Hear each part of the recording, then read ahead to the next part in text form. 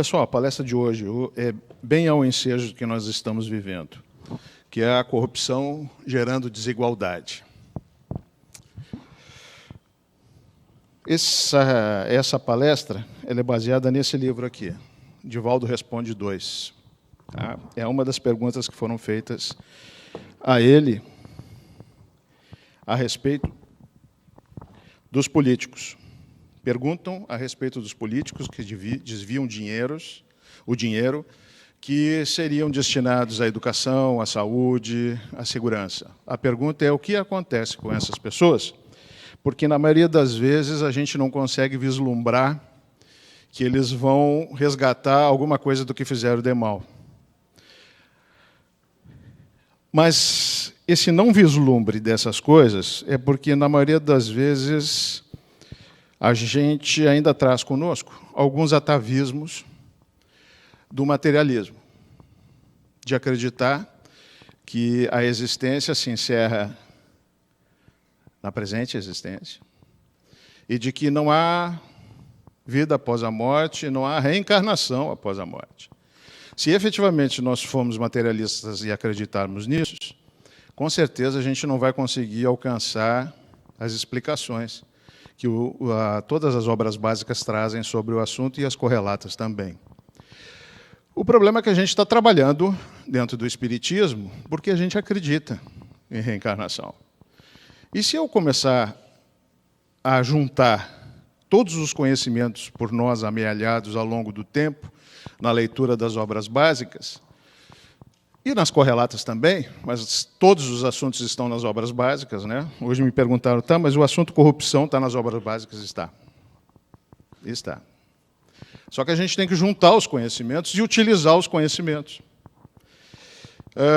A gente costuma dizer o seguinte, que muita gente lê, mas pouca gente pratica o Espiritismo. Principalmente no tocante a julgamento. A pergunta é sobre os políticos. O que acontece com os políticos quando eles acordam do outro lado? Se eu sou espírita, eu sei essa resposta. Se eu sou espírita, eu sei que todas as pessoas que foram prejudicadas, que pereceram pelos desmandos das pessoas, e não são só políticos, não. Depois a gente vai falar sobre isso. Na maioria das vezes, se eu não consigo entender o processo, principalmente aquele processo que Jesus nos trouxe, que é do perdão, porque não nos cabe a nós julgar, e sim a própria consciência do sujeito. Na maioria das vezes eu sou pego julgando, querendo o mal e ainda, pasmem, a morte dessas criaturas. Bom, isso é um fato.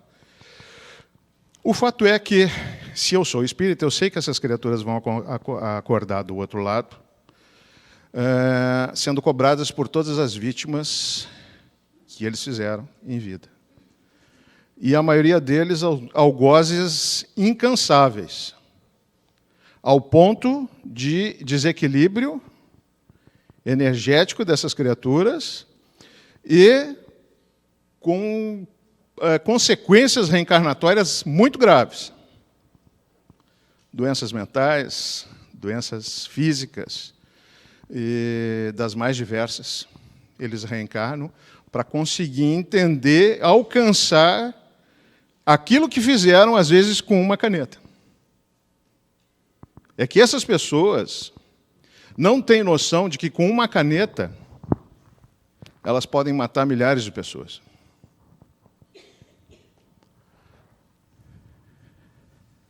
E, quando acordam do outro lado, a consciência irá cobrá-los, a própria consciência irá cobrá-los, e eles entram num estado de enlouquecimento.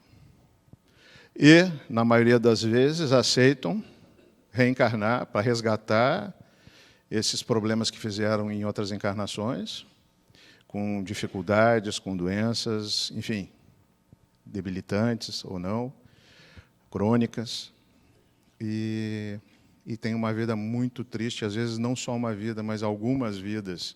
Tamanho é o alcance dos seus atos. O problema não é isso. O Espiritismo nos esclarece a respeito da corrupção. gerando desigualdade. A corrupção gera desigualdade, porque é desviado o dinheiro que é feito em sociedade, arrecadado em sociedade, para ser gasto em benefício da sociedade. Isso está claro. Agora, o que não está claro para mim é que não são só os políticos que são corruptos. A nossa sociedade é corrupta. E quem de nós, ao longo da nossa existência, não foi corrupto?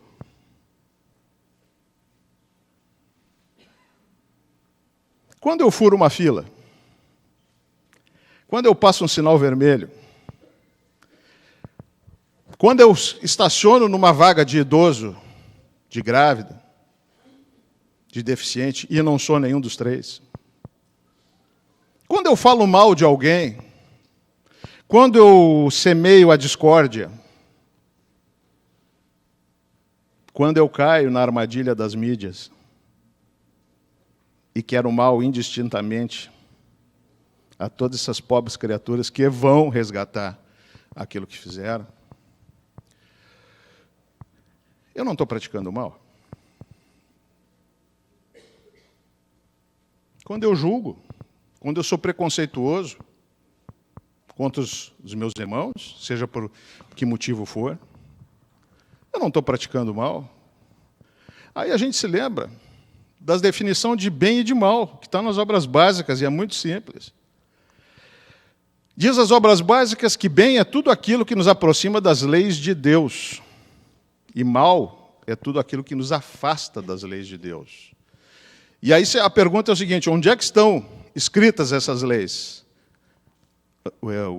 As obras básicas dizem para nós que é na nossa consciência. Ou seja, todos nós, quando fomos criados, trazemos na nossa consciência as leis de Deus. Ou seja, todos nós temos consciência do bem e do mal, do certo e do errado, e sabemos efetivamente quando estamos praticando bem ou mal.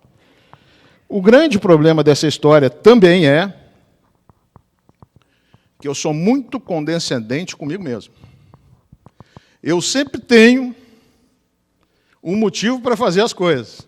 Meu vizinho pode estar fazendo exatamente igual, mas ele é um cara que não presta. Agora, eu tenho meus motivos para fazer a mesma coisa que ele faz. Passamos nós, como sociedade, por fases das leis. A primeira que se tem notícia é a lei do olho por olho, começou no Código de Hammurabi, que é o primeiro tratado sobre direito que se tem notícia.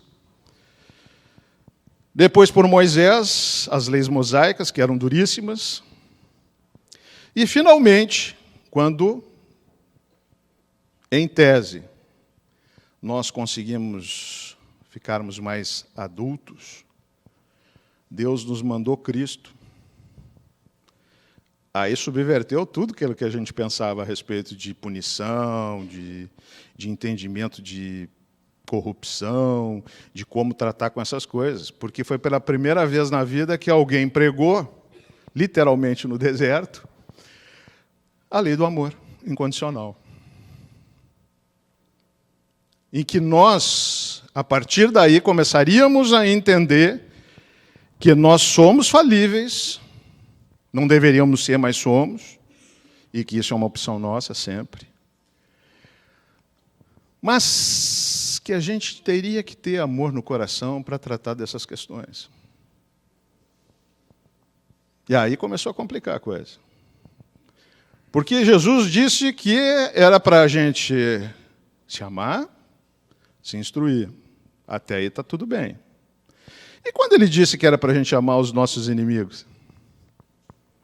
Aí a coisa ficou feia, né? Quem de nós ama os nossos inimigos? Quem de nós consegue amar os nossos inimigos? O amor aos nossos inimigos não é esse amor fraternal que nós temos com quem a gente gosta. O amor aos inimigos, que Jesus quis dizer, é aquele amor que a gente não quer o mal para as pessoas. A gente sabe que as pessoas vão resgatar todo o mal que fizeram, porque isso é uma lei de Deus. Isso Deus aplica talhão, nós não. Gandhi até disse que se a gente aplicasse a lei do olho por olho e dente por dente aqui, nós seríamos um povo de desdentados e cegos. Porque quem de nós não errou alguma vez na sua vida? Quem de nós não precisou do perdão? Quem de nós não pediu perdão pelo que tinha feito e obteve a oportunidade de resgatar aquele mal que praticou? Não importa, gente. Vocês fazem parte de um clube de 8 bilhões de pessoas, quase. Que efetivamente, se estão encarnados aqui, é porque alguma coisa tem que trabalhar dentro de si, daquelas coisas que ainda não conseguiram se elevar como pessoas, como espíritos. Então não se preocupem com isso. O mal faz parte do nosso mundo ainda. Ou não vivemos num planeta de provas e expiações? A gente às vezes esquece isso, né? A gente quer o mundo celeste num planeta de provas e expiações e se esquece quem é que está encarnado aqui. O Chico Xavier já dizia, meu filho, se está encarnado aqui, algum problema tu tem. Não existe anjos encarnados aqui. O último que apareceu aqui, a gente crucificou. Ou não? Mas ele deixou um legado. Mas esse legado é muito difícil de ser seguido. Por quê? Porque a gente teima em praticar o mal. A gente teima, sabendo qual é o caminho a ser seguido, a gente teima em praticar o mal. A gente teima em viver com o mal, a gente teima em vibrar com o mal. Tem gente que adora Jornal Nacional, adora esses jornais aí, televisivos. O sujeito sai deprimido do jornal. Mas o cara adora, porque adora ver sangue, adora ver corrupção, adora ver gente machucando gente. E tanta coisa bacana acontecendo no mundo, tanta coisa precisando da atenção de todos nós acontecendo, tanto lugar de luz como essa casa aqui e tantas outras, sendo espíritas ou não, que precisam da ajuda de cada um de nós, e nós focados no quê? No mal. Nós queremos o quê? Que os políticos morram. Eles vão morrer, mas nós também. Mas nós também. E será que a gente está pronto para resgatar as nossas corrupções? Será que a gente já pediu perdão por elas? Ou já rogou a Deus que em vida consiga resgatar aquele mal que praticou, seja em qualquer tempo?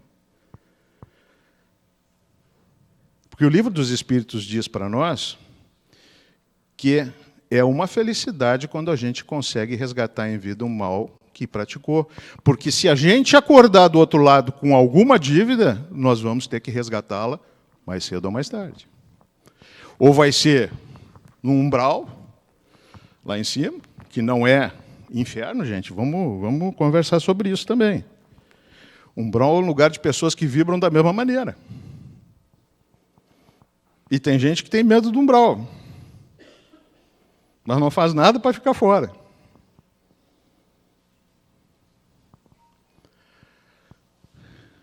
E aí a gente vê, numa casa, por exemplo, como essa aqui, um monte de gente na quarta-feira de tarde servindo ao bem, dando um tempinho de si, dando um tempinho da sua família, do seu descanso, do seu lazer, do seu trabalho, para ajudar as pessoas necessitadas. Isso já é um resgate. Isso é praticar o bem. Não se enganem, gente. Quando vocês desencarnarem, assim como eu, o que vai valer lá não é quantas palestras doutrinárias eu ouvi, não é quantos passes eu tomei, não é quantos litros de água fluida eu tomei. É todo um bem que eu pratiquei. Isso é que vai valer. Essa vai ser a conta quando a gente acordar do outro lado. Porque se eu não arregaçar as mangas e não ajudar o mundo a ser um mundo melhor, não me melhorar primeiro como pessoa, através dos ofícios que a espiritualidade nos dá, das ferramentas que ele nos dá, através da reforma íntima e tantas outras, eu me melhorando, consegui ir à rua, consegui sair, consegui ajudar as pessoas a se melhorarem também, seja onde for. Pode ser num centro espírita, pode ser num hospital, pode onde lugares de necessitados nesse mundo de Deus aqui, isso aqui é um hospital, gente. Esse mundo que nós vivemos é um hospital, e o hospital é lugar de doente. Então, em qualquer lugar que olhemos para o lado, nós vamos ver gente necessitada e locais de pessoas de bom coração que trabalham para minimizar as mazelas de cada um. A gente sabe que, com o resgate, as pessoas vão passar necessidade. Mas isso não quer dizer que a gente não possa trabalhar para minimizá-las. É para isso que a gente veio nesse mundo. Não é para trocar de roupa, trocar de carro, trocar de casa, jogar dinheiro fora. É para ajudar a gente a se melhorar e melhorar os outros na nossa volta, melhorar todos aqueles que a gente puder alcançar com essa melhora. É para isso que nós nos reencarnamos. É para isso que Deus nos deu a oportunidade de acordarmos novamente na carne, que não é a nossa verdadeira vida. A nossa verdadeira vida é espiritual, então nós somos seres espirituais, por hora tendo uma experiência na carne, e essa experiência na carne é fantástica, é necessária, e por vezes nós vamos trocar de roupa, vamos trocar da nossa identidade, mas não importa. Todo aquele avanço que nós conseguirmos numa encarnação, nós vamos levar para outra. Assim, como todo mal que nós praticarmos, nós vamos levar para outra também. Então, quando a gente consegue ter esse entendimento de como funciona o processo, e Jesus nos deixou bem claro, fora da caridade não é salvação. O que ele quis dizer com isso? Que fora do amor incondicional a todos, não só aqueles que a gente gosta, e esse amor incondicional é entender que as pessoas são falíveis e que vão fazer muita bobagem, mas que a gente também já fez muita bobagem, ou continua fazendo. E a gente quer ser tratado como? Com condescendência ou no olho por olho? É isso que a gente tem que começar a pensar. E quando a gente pensa nesse pessoal que pratica a corrupção, está bem claro o que a mídia quer que a gente pense. Está bem claro o que a mídia quer que a gente faça. É pensar o bem, é vibrar o bem, é estragar o nosso padrão vibratório, que é a nossa carteira individual, espiritual, que não adianta eu botar uma roupinha X, dirigir um carrinho Y, se eu não tenho nada por dentro. Não vai me valer nada. Experimenta morrer para ver se isso vale alguma coisa. Vale nada. Tem um amigo meu, Haroldo Dutra Dias, que faz o exemplo do relógio. Está vendo esse relógio aqui? É meu?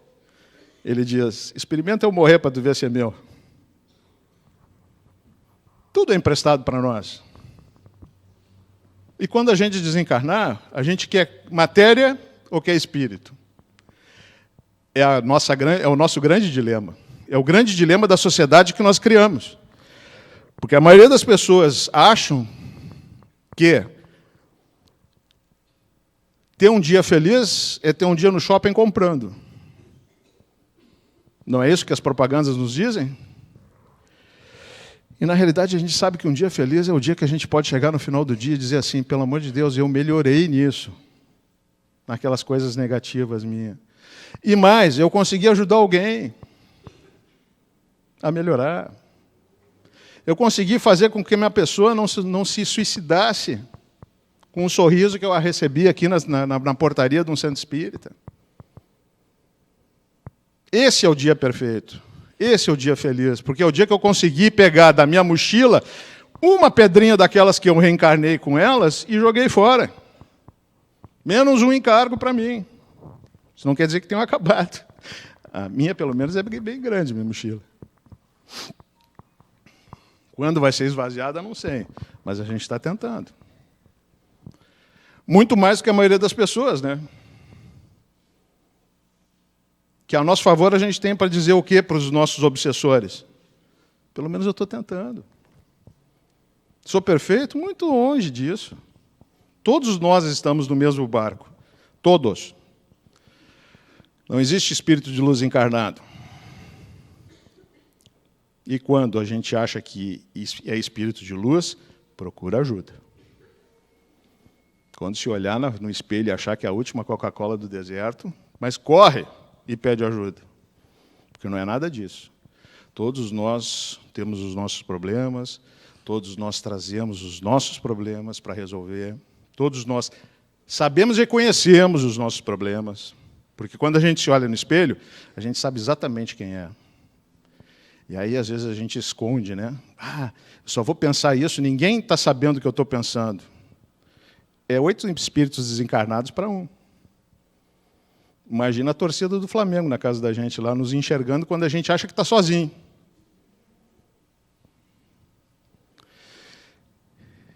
Então, gente, a justiça terrestre e a justiça divina são bem diferentes. Que bom que a justiça terrestre conseguisse alcançar a corrupção do colarinho branco. Que bom, mas na maioria das vezes não consegue. Então, o sujeito vai ter que resgatar onde? Do outro lado. Eu retornando aqui com graves deficiências. Pela lei do caso e efeito. E o ressarcimento, gente, a gente não pode fugir do ressarcimento. O ressarcimento é lei. É a lei do causa e efeito. Toda vez que eu praticar um pequeno delito contra a lei de Deus, pode ser pequeno. Pensei mal do meu vizinho, rapidinho. Vou ter que resgatar. Porque esse mal já atingiu ele. A velocidade do pensamento é maior que a velocidade da luz. Sinto dizer.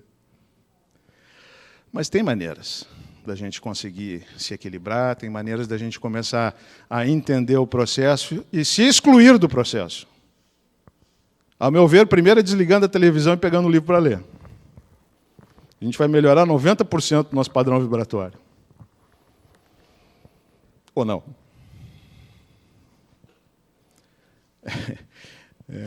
E tem gente que deixa a televisão criar os filhos. E tem gente que não sabe onde é que a corrupção começa. Tem gente que acha que político é geração espontânea. São ETs que deixaram os políticos aqui e disseram para nós assim, se virem. Nada disso. Os políticos saíram de dentro das nossas famílias. Com a ética das nossas famílias. Eles cresceram com isso. E quando cresceram, viraram os nossos dirigentes, os nossos representantes, e vão praticar o quê? Aquilo que aprenderam com o exemplo. Nosso exemplo. Porque tem muita gente que se exclui do processo do mal. E muita gente pratica o mal sem saber que está praticando o mal, mas por uma tendência. Por exemplo, quando eu premio um filho meu por ter feito alguma coisa que ele obrigatoriamente teria que ter feito como ser humano, e eu dou um presente para ele por ele ter feito aquilo que ele tinha que fazer, o que eu estou praticando? Corrupção. Quando eles crescerem, vão virar deputados, senadores, políticos. E isso é só um exemplo, gente. Corrupção não é só deles. A corrupção é da nossa sociedade, porque nós criamos uma sociedade do ter e não do ser. A gente analisa as pessoas pelo que elas têm e não pelo que elas são. E a gente é pródigo em fazer isso. Bom, os estelionatários conseguem aplicar golpe porque eles estão sempre bem vestidinhos. Correntinha de ouro. Aí eu acredito que o cara é um cara legal. Mas não se preocupem, todos nós somos assim. O problema é que quando a gente tem consciência disso, a gente tem que mudar. Porque também o Evangelho nos diz que muito será cobrado a quem muito foi dado. E quando a gente fala em quem muito foi dado, a gente está falando de conhecimento. As obras básicas nos dão o conhecimento e o manual necessário para que obtenhamos sucesso na nossa encarnação. O Livro dos Espíritos e o Evangelho são fantásticos. Que bom que nós os temos. Porque é só pegar e ler e seguir o que está escrito ali. Podem ter certeza, vocês ganharam umas 6 ou 7 encarnações em relação a todos os outros. O problema é que ler não é o problema. O problema é realizar aquilo que está escrito. Porque nos desacomodar da nossa zona de conforto dói, na maioria das vezes. Porque quando a gente não é convencido pela razão, mais cedo ou mais tarde, pela dor, nós vamos ser convencidos. do caminho a ser seguido. E se vocês quiserem saber o que vai acontecer com vocês na próxima encarnação, observem o que estão fazendo hoje. Causa e efeito. Eu posso construir, e eu sou artífice da minha caminhada, eu posso construir um futuro brilhante ou um futuro tenebroso. Para mim. As oportunidades, todos nós as temos na mesma proporção. Independente do lugar que eu venho, independente do lugar que eu nasci, independente do lugar que eu me criei, independente do lugar que eu trabalhe, eu posso estar livre de todas as coisas ou tentar estar livre de todas as coisas ruins. Basta eu querer. Não me deixar levar. Sabe aquela história? Eu vou com a multidão porque tenho medo de ser diferente? É isso? Se eu sei que uma coisa faz mal para mim, por que eu vou fazer? Só porque eu não quero ser diferente dos outros.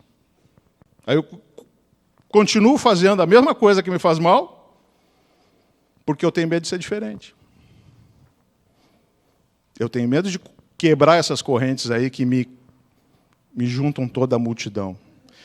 Porque o desenvolvimento não é coletivo. O desenvolvimento é individual. Mas se muitas pessoas conseguirem evoluir, nós transformamos essa evolução numa evolução coletiva. O interessante é que nós estamos vivendo num planeta de provas e expiações, em transição para um mundo em regeneração. O engraçado é que no mundo em regeneração, a definição das obras básicas é o seguinte: vão existir ainda o bem e o mal, à medida de que o povo praticá-la. Aí já vai ser uma escolha nossa. Deixamos as provas e expiações e passamos à regeneração. E aí o mal vai ser maior ou menor, inclusive nos mundos felizes que são depois, ainda o mal vai existir. Mas ainda vai existir porque ainda a gente vai ainda ter um grupinho teimando em fazer o mal. Temos que evoluir e temos que entender que a corrupção não é pontual. A corrupção é endêmica. E nós temos que combater a corrupção, em primeiro lugar, dentro da gente, para que a gente possa trabalhar para acabar com a corrupção, que efetivamente gera desigualdade no nosso planeta. Se nós queremos a igualdade, se nós queremos que todos nós tenhamos oportunidade de evoluirmos e estarmos num mundo melhor, nós temos que começar por nós, a acabar com a corrupção e, principalmente, parar de dar exemplo para os nossos filhos de corrupção. Meu filho não mente. Aí o primeiro telefonema que eu não quero atender diz que eu não estou. Não ouviram isso já? Eu já. Então, gente, levem isso dentro do coração de vocês. E quando eu falo vocês, é o meu também. Para que a gente possa ser um ser humano melhor e aproveitar a nossa encarnação, tão difícil que já se encontra no momento, né? Então, quando a gente tem que aproveitar esses momentos para melhorar como ser humano. Muito obrigado. Boa tarde. Vamos fazer a nossa oraçãozinha para terminar? Então, mantendo o nosso pensamento elevado em Deus, vamos agradecendo a oportunidade do trabalho na seara do bem e vamos rogando que cada um de nós volte para suas casas, melhores do que quando entraram, com paz no coração e com alguma ferramenta para se auto-melhorar. Que assim seja, graças a Deus.